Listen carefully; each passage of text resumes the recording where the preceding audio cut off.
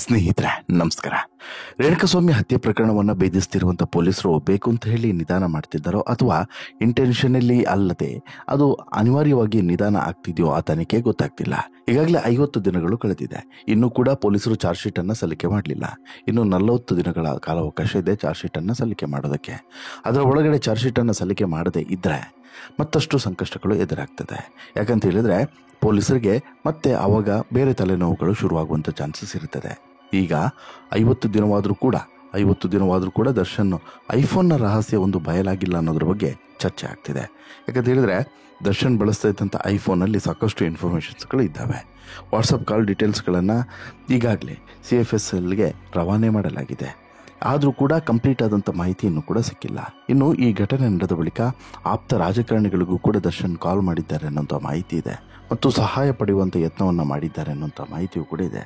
ಹಾಗಾದರೆ ದರ್ಶನ್ ಈ ಘಟನೆ ನಡೆದ ಮೇಲೆ ಏನೆಲ್ಲ ಮಾಡಿದ್ದಾರೆ, ಯಾರಿಗೆಲ್ಲ ಕಾಲ್ ಮಾಡಿದ್ದಾರೆ, ಯಾವೆಲ್ಲ ಶತಪ್ರಯತ್ನವನ್ನು ಮಾಡಿದ್ದಾರೆ, ಇಲ್ಲಿ ಈ ರೀತಿಯಾದಂಥ ಒಂದು ಇನ್ಸಿಡೆಂಟ್ ನಡೆದಿದೆ ಅನ್ನೋದು ರಿಯಲೈಸ್ ಆಗುವಾಗ ಏನೆಲ್ಲ ನಡೆದಿತ್ತು, ಹೀಗೆ ಒಂದಲ್ಲ ಎರಡಲ್ಲ ಸಾಲು ಪ್ರಶ್ನೆಗಳು ಈಗ ಕಾಡ್ತಾ ಇದ್ದಾವೆ. ಎಲ್ಲ ಪ್ರಶ್ನೆಗಳನ್ನು ಹುಡುಕ್ತಾ ಹೋದಾಗ ಅಥವಾ ಇವೆಲ್ಲ ಪ್ರಶ್ನೆಗಳಿಗೆ ಉತ್ತರವನ್ನು ಹುಡುಕ್ತಾ ಹೋದಾಗ ಸಾಕಷ್ಟು ಬೆಚ್ಚಿ ಬೀಳಿಸುವಂಥ ಮಾಹಿತಿಗಳು ಸಿಗ್ತಾ ಇದ್ದಾವೆ. ಹಾಗಾಗಿಯೇ ಪೊಲೀಸರ ತನಿಖೆಯು ಕೂಡ ಡಿಲೇ ಆಗ್ತಿದೆ ಅನ್ನೋದು ಗೊತ್ತಾಗ್ತಿದೆ. ಹಾಗಾದರೆ ದರ್ಶನ್ ಐಫೋನ್ನ ರಹಸ್ಯ ಏನು, ಎಲ್ಲಿದೆ, ಏನಾಯಿತು, ಅದರಲ್ಲಿ ಯಾಕೆ ಏನು ಇನ್ಫಾರ್ಮೇಷನ್ಸ್ ಸಿಗ್ತಾ ಇಲ್ಲ, ಅಂಥದ್ದೇನು ಮಾಡಿದ್ದಾರೆ, ಇವೆಲ್ಲದರ ಬಗ್ಗೆ ಕೂಡ ನಿಮಗೆ ಮಾಹಿತಿಯನ್ನು ಕೊಡ್ತಾ ಹೋಗ್ತೀನಿ. ಅದಕ್ಕಿಂತ ಮುಂಚೆ ನೀವಿನ್ನೂ ಕೂಡ ನಮ್ಮ ಚಾನಲನ್ನು ಸಬ್ಸ್ಕ್ರೈಬ್ ಮಾಡಿಲ್ಲ ಅಂದರೆ ದಯವಿಟ್ಟು ಕೂಡಲೇ ಸಬ್ಸ್ಕ್ರೈಬ್ ಮಾಡಿ ಸ್ನೇಹಿತರೆ.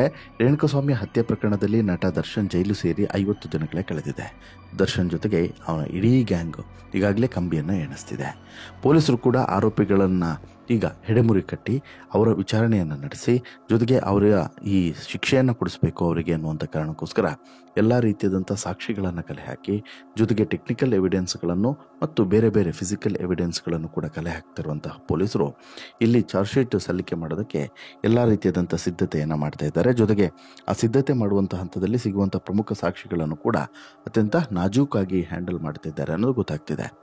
ಇಲ್ಲಿ ಪೊಲೀಸರಿಗೆ ಪ್ರಮುಖವಾಗಿ ಸಾಕಷ್ಟು ಸಾಕ್ಷಿಗಳು ಸಿಕ್ಕಿದ್ದಾವೆ.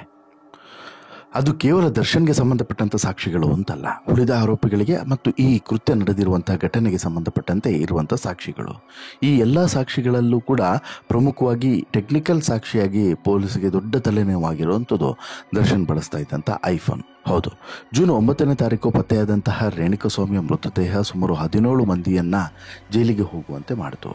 ಸಾಮಾನ್ಯ ವ್ಯಕ್ತಿಯಿಂದ ಸ್ಟಾರ್ ಸೆಲೆಬ್ರಿಟಿವರೆಗೆ ಪ್ರತಿಯೊಬ್ಬರು ಕೂಡ ಜೈಲು ಸೇರುವಂತೆ ಮಾಡಿದಂಥ ಪ್ರಕರಣ ಇಡೀ ರಾಜ್ಯವನ್ನೇ ಮಾತ್ರವಲ್ಲದೆ ಇಡೀ ದೇಶವನ್ನೇ ಬೆಚ್ಚಿ ಬೀಳಿಸ್ತು. ಜೊತೆಗೆ ಈ ಸೆಲೆಬ್ರಿಟಿಗಳು ಕೂಡ ಈಗ ಜೈಲಿನಲ್ಲಿ ಕಳೆದ 50 ದಿನಗಳಿಂದ ಕುಳಿತಾ ಇದ್ದಾರೆ. ಪೊಲೀಸರು ಆರೋಪಿಗಳ ವಿರುದ್ಧ ಸಾಕ್ಷಿ ಸಂಗ್ರಹ ಮಾಡೋದರಲ್ಲಿ ಬ್ಯುಸಿಯಾಗಿದ್ದಾರೆ. ಕಾರಣ ಏನು ಅಂತ ಹೇಳಿದ್ರೆ ಇವರಿಗೆ ಕಠಿಣಾತಿ ಕಠಿಣ ಶಿಕ್ಷೆಯನ್ನು ವಿಧಿಸಬೇಕು ಕೋರ್ಟ್ ಅನ್ನುವಂಥ ಕಾರಣಕ್ಕೋಸ್ಕರ ಮತ್ತು ಈ ಪ್ರಕರಣ ಪ್ರೂವ್ ಆಗಬೇಕು. ಬೆಂಗಳೂರಿನ ಪೊಲೀಸರು ಹಿಡಿದಂಥ ಪ್ರಕರಣವನ್ನು ಯಾವುದೇ ಕಾರಣಕ್ಕೂ ಎಷ್ಟೇ ದೊಡ್ಡವರಾದರೂ ಕೂಡ ಬಿಡೋದಿಲ್ಲ ಅನ್ನುವಂಥ ಸಂದೇಶ ರವಾನೆ ಆಗಬೇಕು ಅನ್ನುವಂಥ ಕಾರಣಕ್ಕೋಸ್ಕರ ಅತ್ಯಂತ ಸೀರಿಯಸ್ ಆಗಿ ಈ ಪ್ರಕರಣವನ್ನು ತೆಗೆದುಕೊಂಡಿದ್ದಾರೆ. ಇನ್ನು ಪೊಲೀಸರು ಆರೋಪಿಗಳ ವಿರುದ್ಧ ಸಾಕ್ಷಿ ಸಂಗ್ರಹ ಮಾಡೋದರಲ್ಲಿ ಬ್ಯುಸಿಯಾಗಿದ್ದಾರೆ. FSL ಎಲ್ಲರ ಮೊಬೈಲ್ ರಿಟ್ರೀವ್ ಮಾಡಿ ವರದಿಯನ್ನು ನೀಡಿದೆ. DNA ರಿಪೋರ್ಟ್ ಮತ್ತು CCTV ರಿಟ್ರೀವ್ ವರದಿಗಳು ಕೂಡ ಬಹುತೇಕ ಪೊಲೀಸರ ಕೈಯನ್ನು ಸೇರೋದಕ್ಕೆ ಸಿದ್ಧವಾಗಿದೆ. ಆದರೆ ದರ್ಶನ್ ಬಳಸ್ತಾ ಇದ್ದಂಥ ಐಫೋನ್ ರಿಟ್ರೀವ್ ಮಾಡೋದೇ ಪೊಲೀಸರಿಗೆ ದೊಡ್ಡ ಸವಾಲಾಗಿದೆ. ಇದು ಒಂದು ಆಗಿಬಿಟ್ರೆ ಪೊಲೀಸರಿಗೆ ಇನ್ನಷ್ಟು ಪ್ರಬಲವಾದಂಥ ಸಾಕ್ಷಿಗಳೇ ಸಿಗಲಿದೆ ಅನ್ನುವಂಥ ಮಾಹಿತಿ ಇದೆ. ಹೌದು, ರೇಣುಕಾಸ್ವಾಮಿಯ ಈ ಹತ್ಯೆ ಆದ ಬಳಿಕ ದರ್ಶನ್ ಒಂದಷ್ಟು ಜನರ ಬಳಿ ವಾಟ್ಸಪ್ ಕಾಲ್ನಲ್ಲಿ ಮಾತನಾಡಿದ್ದಾರೆ. ಬಳಿಕ ಕಾಲ್ ಡೀಟೇಲ್ಸ್ನ ಎಲ್ಲ ಹಿಸ್ಟ್ರಿಯನ್ನು ಕೂಡ ಡಿಲೀಟ್ ಮಾಡಿದ್ದಾರೆ ಅನ್ನುವಂತಹ ಮಾಹಿತಿ ಪೊಲೀಸರಿಗೆ ಲಭ್ಯವಾಗಿದೆ. ದರ್ಶನ್ ಯಾರ್ಯಾರ ಬಳಿ ಮಾತನಾಡಿದ್ದಾರೆ, ಏನೇನು ಮಾತನಾಡಿದ್ದಾರೆ ಅನ್ನುವಂತಹ ರಹಸ್ಯ ಕಂಡುಹಿಡಿಯೋದಕ್ಕೆ ಶತಾಯಗತಾಯ ಪ್ರಯತ್ನವನ್ನು ಮಾಡ್ತಾ ಇದ್ದಾರೆ. ಆದರೆ ಐಫೋನ್ ಸೀಕ್ರೆಟ್ ಮಾತ್ರ ಯಾವುದು ಹೊರ ಬಂದಿಲ್ಲ ಅನ್ನೋದು ಸ್ಪಷ್ಟವಾಗಿ ಗೊತ್ತಾಗ್ತಿದೆ. ಕಾರಣ ಏನು ಅಂತ ಹೇಳಿದ್ರೆ ಒಂದು ಐಫೋನ್ನ ಫ್ಯೂಚರ್ಸೇ ಹಾಗೆ ಅಷ್ಟು ಈಸಿಯಾಗಿ ಆ ಇನ್ಫಾರ್ಮೇಷನ್ಸ್ಗಳನ್ನು ತೆಗೆಯೋದಕ್ಕೆ ಆಗೋದಿಲ್ಲ. ಎರಡನೇದು ಅವರು ಮಾಡಿರುವಂಥದ್ದು ವಾಟ್ಸಪ್ ಕಾಲು ಯಾವುದೇ ಕಾಲ್ ರೆಕಾರ್ಡಿಂಗಲ್ಲೂ ಕೂಡ ರೆಕಾರ್ಡ್ ಮಾಡೋದಕ್ಕೆ ಸಾಧ್ಯವಿಲ್ಲ. ಮತ್ತು ಎರಡನೇದು ಏನು ಅಂತ ಹೇಳಿದ್ರೆ ಇದು ಟ್ರ್ಯಾಕಿಗೂ ಕೂಡ ಸಿಗೋದಿಲ್ಲ. ಎಲ್ಲೂ ಕೂಡ ಸರ್ವರ್ನಲ್ಲೂ ಕೂಡ ಟ್ರ್ಯಾಕಿಗೆ ಸಿಗೋದಿಲ್ಲ. ಹೀಗಾಗಿ ತುಂಬ ಬುದ್ಧಿವಂತಿಕೆಯಿಂದ ವಾಟ್ಸಪ್ ಕಾಲ್ ಮಾಡಿರುವಂಥ ಪರಿಣಾಮ ಅಷ್ಟು ಈಸಿಯಾಗಿ ಇದನ್ನು ಪತ್ತೆ ಹಚ್ಚೋದಕ್ಕೆ ಸಾಧ್ಯವಾಗ್ತಿಲ್ಲ. ಈಗಾಗಲೇ ಪೊಲೀಸರು ಏನು ಸುಮ್ಮನೆ ಕೂತಿಲ್ಲ. ಹೈದರಾಬಾದ್ನಲ್ಲಿರುವಂತಹ CFSLಗೆ ದರ್ಶನ್ ಮೊಬೈಲನ್ನು ರಿಟ್ರೀವ್ ಮಾಡೋದಕ್ಕೆ ಕಳಿಸಲಾಗಿದೆ. ಬೆಂಗಳೂರು FSLನಲ್ಲಿ ಐಫೋನ್ ರಿಟ್ರೀವ್ ಸಾಧ್ಯ ಆಗದೇ ಇರೋದ್ರಿಂದ ಹೈದರಾಬಾದ್ಗೆ ಕಳಿಸಿಕೊಡಲಾಗಿತ್ತು. ವಾಟ್ಸಪ್ ಕಾಲ್ ಡೀಟೇಲ್ಸ್ನ ವರದಿಯನ್ನು ಕೊಡುವಂತೆ ಪೊಲೀಸರು ಮನವಿಯನ್ನು ಮಾಡಿದ್ದಾರೆ. ಇನ್ನು ದರ್ಶನ್ ಫೋನ್ ರಿಟ್ರೀವ್ ಆದರೆ ದರ್ಶನ್ ಆಪ್ತ ರಾಜಕಾರಣಿಗಳಿಗೆ ಸಂಕಷ್ಟ ಎದುರಾಗುವಂತ ಸಾಧ್ಯತೆ ಕೂಡ ಇದೆ.